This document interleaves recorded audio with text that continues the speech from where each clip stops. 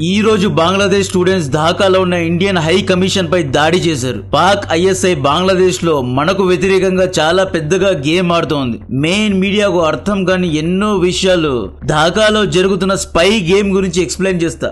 Dhaka university students PM Modi గారి దిష్టి బొమ్మను నిన్న కాల్ చేశారు. ఈ వీడియో చూడండి. ఇండియన్ హై కమిషన్ బిల్డింగ్ బయట ఉన్న బ్యారికేడ్స్ ను ఎలా ఎత్తి అవతల వేస్తున్నారు. సిడ్నీలో జరిగిన హనుక్కా దాడి, ఢాకా స్టూడెంట్ ప్రొటెస్ట్ ఇవన్నీ చూస్తుంటే ఇండియా యొక్క మేజర్ సిటీస్ లో ఉగ్రవాద దాడికి ప్లానింగ్ జరిగి ఉండవచ్చు అని చెప్పి ఢిల్లీ, బెంగళూరు, ముంబై వంటి నగరాల్లో హై అలర్ట్ ను కూడా జారీ చేశారు. ఏదో పెద్దగా వీళ్ళు ప్లాన్ చేస్తున్నట్లు అనిపిస్తోంది.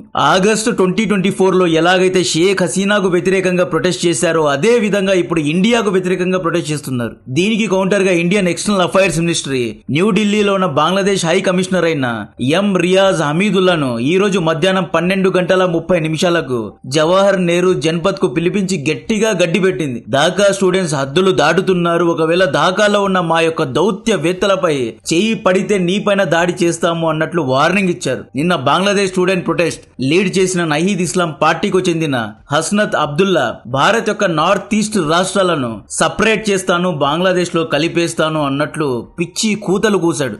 ఈ వార్నింగ్ వీడియో ఒకసారి చూడండి.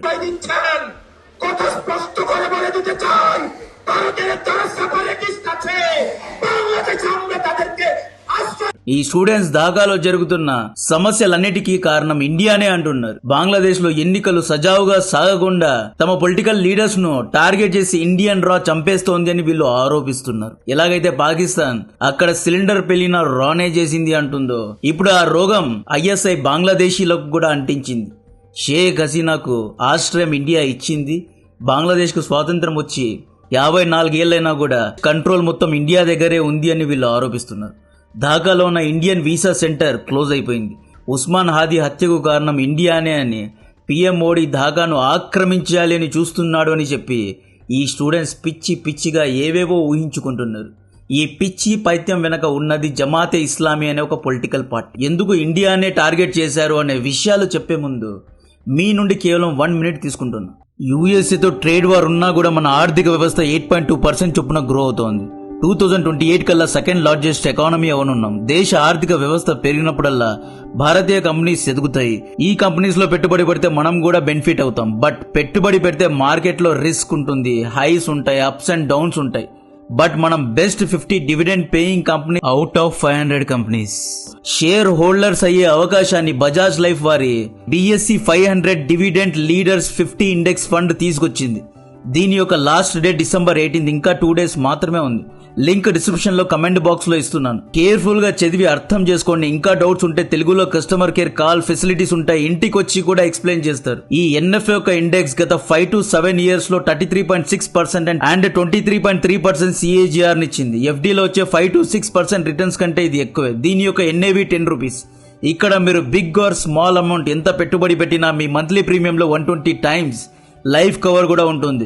దీంట్లో మీరు ఇయర్లీ 2.5 lakhs ఇన్వెస్ట్ చేస్తే వచ్చే రిటర్న్స్ అనేది ట్యాక్స్ ఫ్రీ. NRI మిత్రులకు కూడా ఇది మంచి ఆపర్చునిటీ. నెల 18,000 ఇన్వెస్ట్ చేస్తే 2 కోట్ల వరకు రిటర్న్స్ ను పొందగలరు.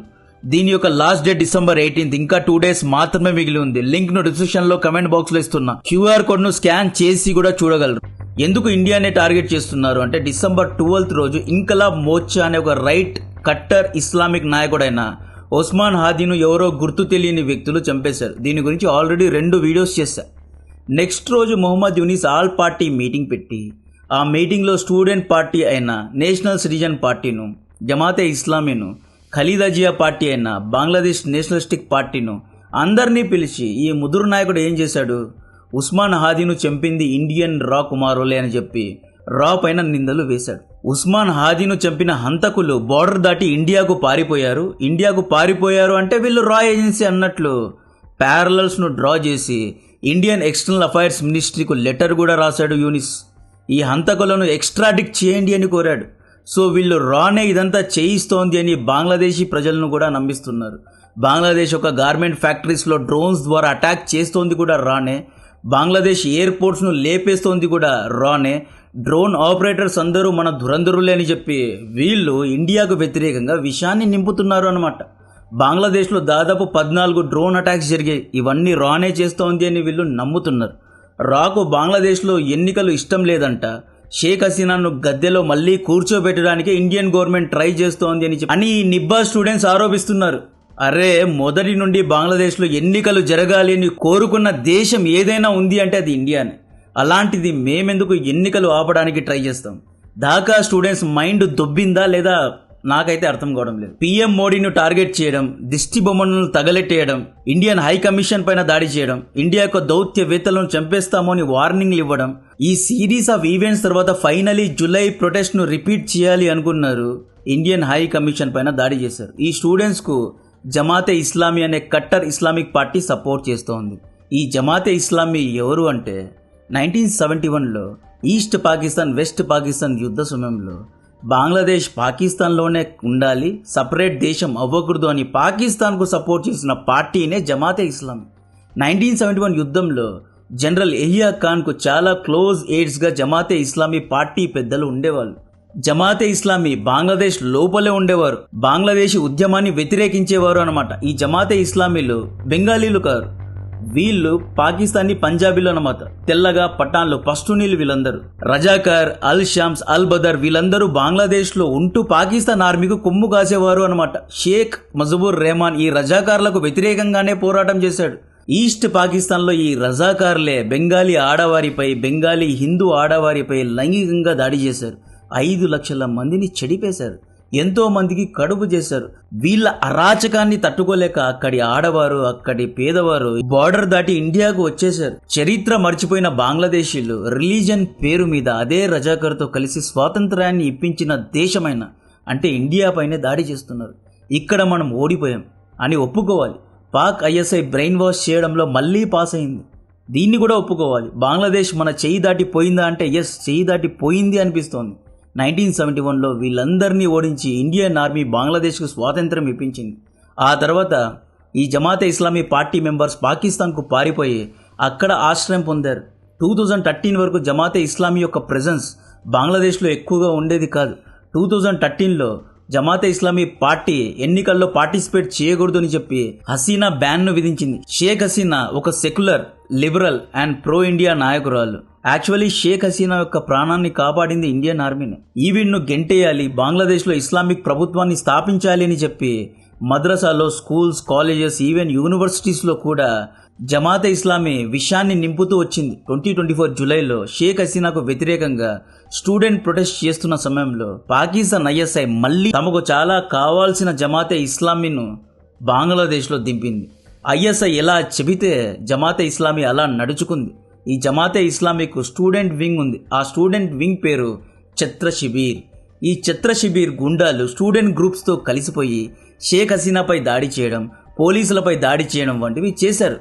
ప్రొటెస్ట్ యొక్క ఫ్రంట్ లైన్స్ లో ఉన్నది ఛత్ర శిబీర్ యొక్క గుండాలే. పాక్ ఐఎస్ఐ గేమ్ ప్లాన్ చూడండి. స్టూడెంట్స్ పీస్ఫుల్ గా చేస్తున్న ప్రొటెస్ట్ ను ఛత్ర శిబీర్ ద్వారా వైలెంట్ చేశారు. మీరు బంగ్లాదేశ్ స్టూడెంట్ ప్రొటెస్ట్ చూస్తే స్టూడెంట్స్ దగ్గర స్టిక్స్, రాడ్స్ ఉన్నాయి, పిస్టోల్స్, పేలుడు పదార్థాలు ఉన్నాయి. పోలీస్ స్టేషన్ పై దాడి చేసి పారిపోవడం, రైల్వే ట్రాక్స్ పై దాడి చేయడం, హిట్ అండ్ రన్ టాక్సిక్స్ ఇవన్నీ చేసింది ఛత్ర శిబీర్ గుండాలే. Police station, opposition political party ఆఫీసులపై, షేక్ హసీనా పార్టీ లీడర్స్ యొక్క ఇంటిపై దాడి చేసింది ఈ గుండాలే.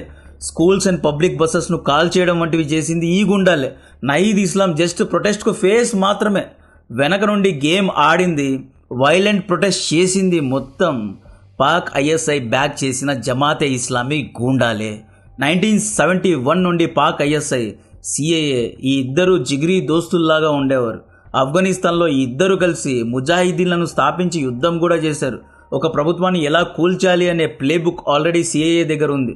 షేక్ హసీనా సెయింట్ మార్టిన్ దీవులు ఇవ్వలేదు అని చెప్పి షేక్ హసీనాను గద్దె నుండి దింపడం అనేది సిఏఏ ఎజెండాలో ఫిట్ అవుతుంది. కాబట్టే అమెరికన్ సిఏఏ ఐఎస్ఐ ద్వారా దీనికి ఫండింగ్ అండ్ ఫ్యూలింగ్ చేసింది. షేక్ హసీనాను గద్దె నుండి దింపిన తర్వాత సడన్ గా యుఎస్ఏలో ఉన్న మొహమ్మద్ యూనిస్ ప్రత్యక్షమవుతాడు.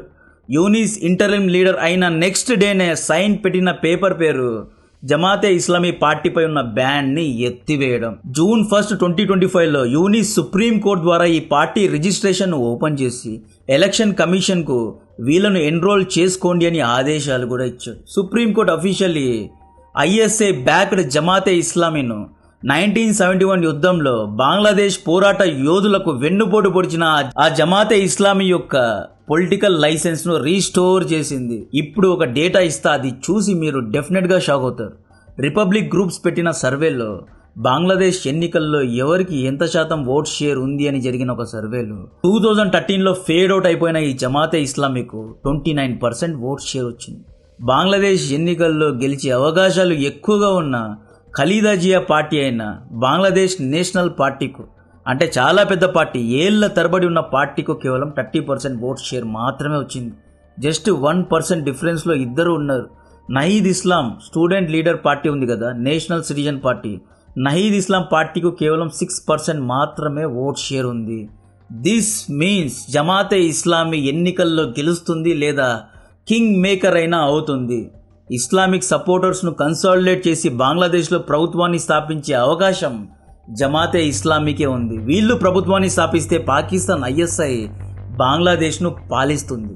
ఇది భారత్కు అతిపెద్ద ఓటమి. బంగ్లాదేశ్లో మద్రసా, స్కూల్స్, కాలేజెస్లో పాకిస్తాన్కు యాక్సెస్ దొరుకుతుంది. హఫీజ్ సయీద్, మసూద్ అజర్ లాంటి ముల్లాలు భారత్కు వ్యతిరేకంగా అక్కడి స్టూడెంట్స్లో విషాన్ని నింపే కార్యక్రమాలు పెట్టుకుంటారు. యాక్చువల్లీ బంగ్లాదేశ్లో రెండే పెద్ద పార్టీలు ఉన్నాయి. ఒకటి షేక్ హసీనా యొక్క అవామీ పార్టీ. అవామీ అంటే ఎవరు? ప్రజలు, ప్రజల పార్టీ. ఇది pro secular, pro Indian party అనమాట, ప్రో హిందూ పార్టీ ఇది. బట్ అవామీ పార్టీను బ్యాన్ చేశారు. సెకండ్ పెద్ద పార్టీ ఖలీదా జియా యొక్క బంగ్లాదేశ్ నేషనలిస్టిక్ పార్టీ. ఇది జాతీయవాద పార్టీ, నేషనల్ ఫస్ట్ అని చెప్పే పార్టీ. దిస్ మీన్స్ ఈ పార్టీ ఇస్లామిక్ రిలీజియన్ కు ప్రిఫరెన్స్ ఇవ్వదు అనమాట. మూడో పార్టీ, చిన్న పార్టీ, నహీద్ ఇస్లాం యొక్క నేషనల్ సిటిజన్ పార్టీ. ఇది స్టూడెంట్ పార్టీ అండ్ ఇది కూడా ఒక రకంగా సెంటర్ పార్టీ అనమాట. ఇది ప్రో ఇస్లామిక్ పార్టీ కాదు. ఇక మిగిలింది జమాతే ఇస్లామీ మాత్రమే. ఇది cutter right wing Islamic religion first అని చెప్పే పార్టీ. వీళ్ళ ఐడియాలజీ జాతీయవాదం కంటే, దేశం కంటే గొప్పది రిలీజనే అని చెప్పే ఐడియాలజీ ఇది. పాకిస్తాన్ పొలిటికల్ పార్టీస్లో ఏదైతే ఐడియాలజీ ఉందో సేమ్ ఐడియాలజీ వీళ్ళ దగ్గర ఉంది. బంగ్లాదేశ్లో ఉన్న రాడికలైజ్ ఇస్లామిస్టులు అందరూ కన్సాలిడేట్ అయిపోయి జమాతే ఇస్లామీకే ఓటు వేస్తారు కాబట్టే వీళ్ళు గెలుస్తారు అంటున్నారు. బంగ్లాదేశ్లో ఉన్న సెక్యులర్స్ అండ్ ఎడ్యుకేటెడ్ ఓట్స్ అనేవి బిఎన్పి, ఎన్సిపి పార్టీ మధ్య చీలిపోతాయి. పోలరైజేషన్ జరిగితే జమాతే ఇస్లామీ డెఫినెట్గా కింగ్ మేకర్ అవుతుంది. ఒకవేళ వీళ్ళు గెలిస్తే నార్త్ ఈస్ట్లో మరో కాశ్మీర్ లాంటి ఉగ్రవాదం చేస్తారు. పాకిస్తాన్ ఐఎస్ఐ గెలుస్తుంది. మనం ఎలాగైనా బంగ్లాదేశ్ నేషనల్ పార్టీతో ఎంగేజ్ అవ్వాలి, ఖలీదా జియాతో ఎంగేజ్ అవ్వాలి. మీరు చూసుకుంటే ఖలీదా జియా హెల్త్ రికవర్ అవ్వాలి అని చెప్పి మోడీ గారు ట్వీట్ కూడా పెట్టారు. దిస్ మీన్స్ మనం బంగ్లాదేశ్ నేషనలిస్టిక్ పార్టీతో ఎంగేజ్ అవుతున్నాం. ఎలాగైనా జమాతే ఇస్లామీ గెలవకుండా చేయాలి కాబట్టే దురంధరులు పనిచేస్తున్నారు. గేమ్ అర్థమైంది అనుకుంటున్నా.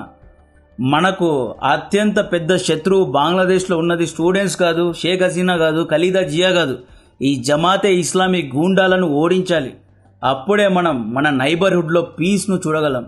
ఢాకాలో చాలా పెద్ద స్పై గేమ్ నడుస్తోంది. మెయిన్ మీడియాకు ఇది అర్థం కావడం లేదు. పద్దాగా స్టూడెంట్స్ గురించి చూపిస్తున్నారు. స్టూడెంట్స్ అనేవారు పావులు మాత్రమే, వీళ్ళు కీలు బొమ్మలు మాత్రమే. జస్ట్ ఇంటర్నేషనల్ మీడియా ముందు స్టూడెంట్స్ ప్రొటెస్ట్ అని చూపిస్తున్నారు. వీళ్ళ వెనక ఉన్నది ఐఎస్ఐ, వీళ్ళ వెనక ఉన్నది జమాతే ఇస్లామీ. గేమ్ అర్థమైంది అనుకుంటున్నా. కాంటెంట్ నచ్చితే వీడియోను లైక్ చేయండి, ఛానల్ ను సబ్స్క్రైబ్ చేసి అందరికీ షేర్ చేయండి. Jai Hind. Let me remind you one more time. Video beginning లో చెప్పిన ఇన్వెస్ట్మెంట్ ఆపర్చునిటీ యొక్క లాస్ట్ డేట్ December 18. ఈ ఎన్ఎఫ్ఓ కు ఇంకా 2 days మాత్రమే మిగిలి ఉంది. లింక్ ను డిస్క్రిప్షన్ లో కమెంట్ బాక్స్ లో ఇస్తున్నా. ఒకవేళ పెట్టుబడి పెట్టాలి అంటే క్లిక్ చేయండి.